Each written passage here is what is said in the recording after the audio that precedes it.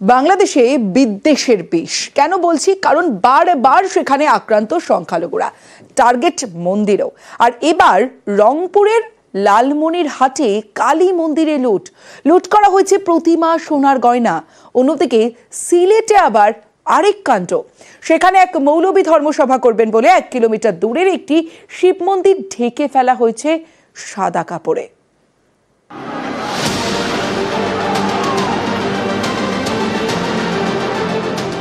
বাংলাদেশে সংখ্যালঘু নির্যাতনে যেন বিরাম নেই।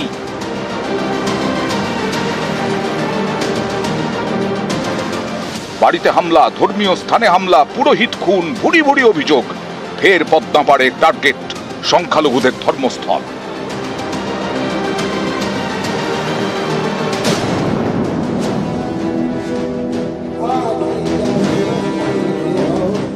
নয়, 10, 11 জানুয়ারি সিলেটে ধর্মসভা মৌলবী মিজানুর রহমান আজাহারির। সেই সভাস্থল থেকে 1 কিলোমিটার দূরে রয়েছে একটি শিব মন্দির। 1 কিলোমিটার দূরে মন্দির, তা সত্ত্বেও গোপালটিলা এলাকার শিব মন্দির ঢেকে দেওয়া হয়েছে সাদা কাপড়ে।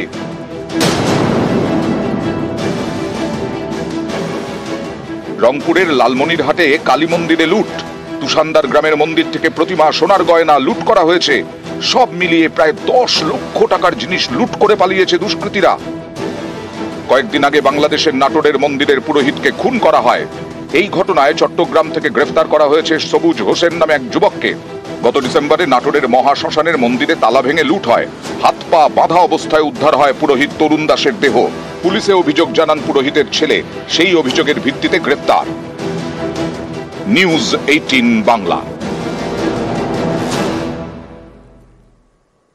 কীর্তন, লোকসঙ্গীত, সুফি মজলিস এই পর্যন্ত আপনারা দেখেছেন, গতকালও দেখিয়েছি। ময়মনসিংহের আরো একটা ছবি, আজকের ছবি দেখছেন। কট্টরপন্থীদের তাণ্ডব। সুফি মজলিসের পর এবার মাজারে হামলা। মৌলবাদীদের তাণ্ডবে তছনছ 200 বছরের পুরনো মাজার। বুধবার রাতে মাজারে হামলা, ভাঙচুর, এমনকি আগুন পর্যন্ত ধরিয়ে দেওয়া হয় মাজারে।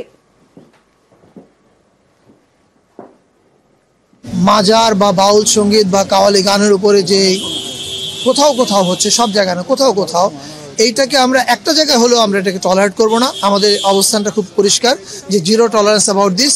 শিল্প সংস্কৃতির ব্যাপারে আমাদের সরকারের অবস্থান পরিষ্কার।